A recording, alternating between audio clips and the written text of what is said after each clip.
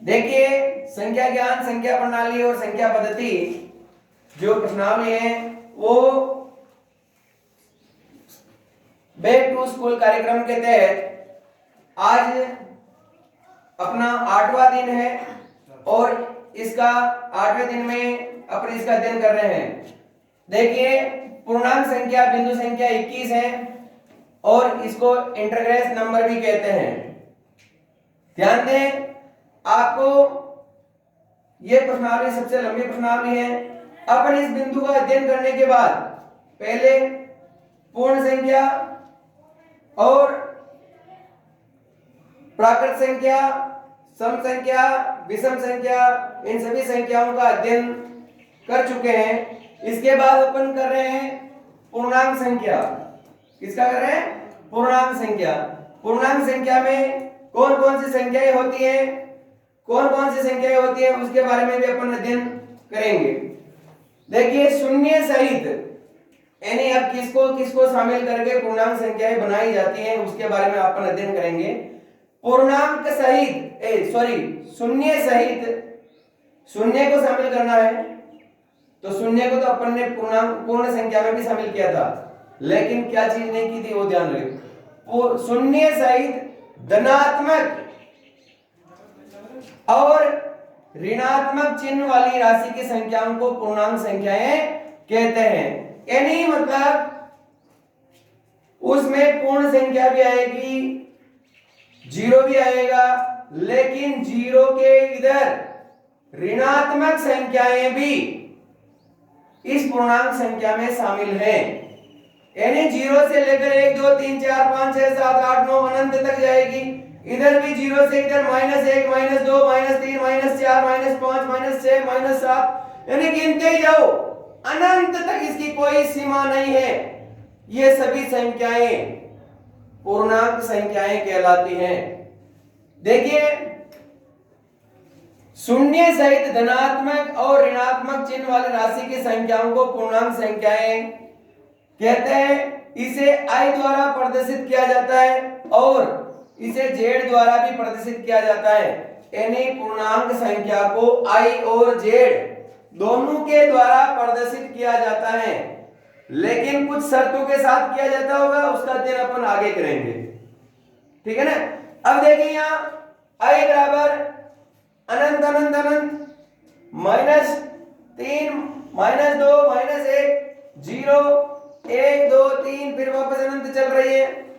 इधर देखिए Z द्वारा भी यही है, अनंत से शुरू हो गई है अनंत तक जा रही है, -3 -2 -1 0 1 2 3 फिर वापस मतलब आगे तक बढ़ रही है। ये तो एक भाषा हो गई। एक तरीके से ऐसे पढ़ सकते हैं, ऐसे समझ सकते हैं। दूसरे शब्दों में क्या है?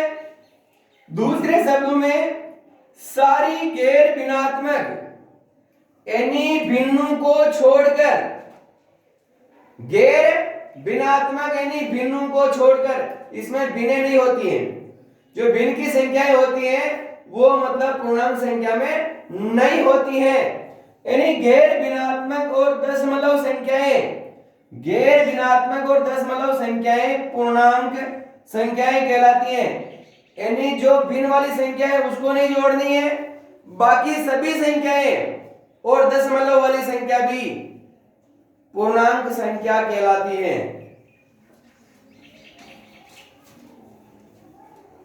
यानी माइनस अनंत यानी माइनस में भी अनंत तक और धनात्मक में भी अनंत के मध्य सारी पूर्ण संख्याएं, जैसे कि I बराबर अनंत तक से लेकर -3 -2 -1 0 1 2 3 फिर वापस इधर अनंत। यानी आपको मैंने पहले भी बताया था ये चिन्ह है, ये अनंत का है। यानी जैसे सोया हुआ 8 है, अगर तो ऐसा चिन्ह लग रहा है तो इसको मतलब अनंत तक मानेंगे इत्यादि। याद रखने योग्य बातें। हाँ, अब इसको कैसे उपयोग करते हैं, किसे कहते हैं, उसके बारे में अपन अध्ययन करेंगे। तो कुछ बातें अपने को याद भी रखनी पड़ती हैं। जैसे आप कहीं पर भी जा रहे हो, जैसे माना कि किसी के गांव जा रहे हो, उस गांव का नाम तो आपको ध्यान में है, उस गांव का नाम तो ध्यान में है। तो जैसे पूर्णांक संख्या के बारे में भी आपको ध्यान में है, जैसे एक माना कि पूर्णांक संख्या एक गांव है, किसी भी गांव के बारे में आपको पता है, लेकिन गांव का नाम ध्यान में होते हुए क्या किसी के घर चले जा सकते हो? नहीं जा सकते हो, क्योंकि उस गांव के अलावा उसकी गलियों की संख्या, उसका मकान कौन सी गली में है, उसका मकान कौन से नंबर पर है, उसके गेट का रंग कैसा है, ये सभी जानकारी अपने को होनी चाहिए, तब जाकर के उसके घर अपन पहुंच सकते हैं। बाकी केवल गांव के नाम से कहते हैं कि अहमदाबाद में है मेरा दोस्त, अब अहमदाबाद में कौन सी जगह वो पता नहीं है, उसकी पूरी जानकारी नहीं है, तो अहमदाबाद में उसके घर तक अपन नहीं जा सकते हैं। उसी तरह अगर पूर्णांक संख्या केवल परिभाषा याद है और उसके कुछ महत्वपूर्ण बिंदु हैं उसको आपको जानकारी नहीं है, तो इस पूर्णांक संख्या के बारे में अपन पूरा अध्ययन नहीं कर पाएंगे। उसी तरह आपको पूर्णांक संख्याओं के बारे में कुछ बिंदु आपको ध्यान में रखना है। नंबर 1, सभी पूर्ण संख्याएं पूर्णांक हैं, यानी जितनी भी पूर्ण संख्या है वो पूर्णांक संख्या है। यानी पूर्ण संख्या 0 से प्रारंभ हुई और अनंत तक है, तो आप इधर देखिए ये 0 से प्रारंभ हो रही है, अनंत तक जा रही है, तो सभी पूर्ण संख्याएं पूर्णांक हैं, लेकिन सभी पूर्णांक संख्याएं पूर्ण नहीं है। अब ये देखिए इधर ये पूर्णांक संख्या है -1, -2, -3, -4, -5, -6, -7 से लेकर अनंत तक, तो ये वाली संख्या पूर्ण संख्या में है क्या? नहीं है। तो देखिए कहने का मतलब ये सभी पूर्ण संख्याएं पूर्णांक है, लेकिन सभी पूर्णांक संख्याएं पूर्ण संख्या नहीं है, एक बात। दूसरी बात, भिन्नात्मक संख्याएं पूर्णांक संख्याएं नहीं होती हैं, यानी भिन्न वाली संख्याएं पूर्णांक संख्या नहीं होती हैं। नंबर 3, पूर्णांक 2 प्रकार के होते हैं। पूर्णांक कितने प्रकार के होते हैं? 2 प्रकार के होते हैं। कौन कौन से? इधर देखिए पूर्णांक कौन कौन से? धनात्मक पूर्णांक और ऋणात्मक पूर्णांक, यानी पूर्णांक 2 प्रकार के होते हैं, धनात्मक पूर्णांक और ऋणात्मक पूर्णांक।